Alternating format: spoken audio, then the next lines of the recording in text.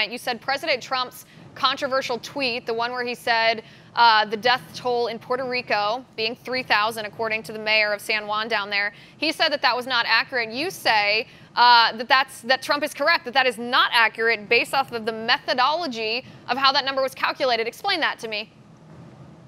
I'm going to summarize this very quickly. It's not like there are 3,000 death certificates in Puerto Rico that say died of hurricane.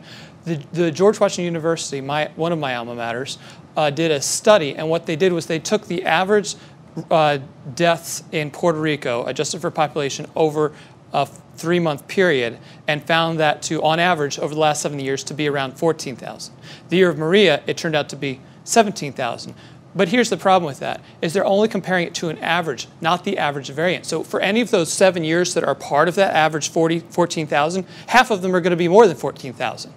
And they attributed every death beyond that 14,000 to the hurricane, not to ordinary variance in the average. So that number itself is bogus, and it was actually a small part of a much broader report that put the onus for the failures after Maria on the government of Puerto Rico, the elected government of Puerto Rico, and many citizens who simply blew off the hurricane warnings. Remember, when Hurricane Sandy hit New York City, it took as many as 4 months to restore power to everybody in the city who had lost it. So I think really this issue is being used is becoming weaponized against President Trump to suggest he doesn't care about Latinos or something like that. In truth, the hurricane itself was a disaster, but this 3,000 number is kind of a fabrication.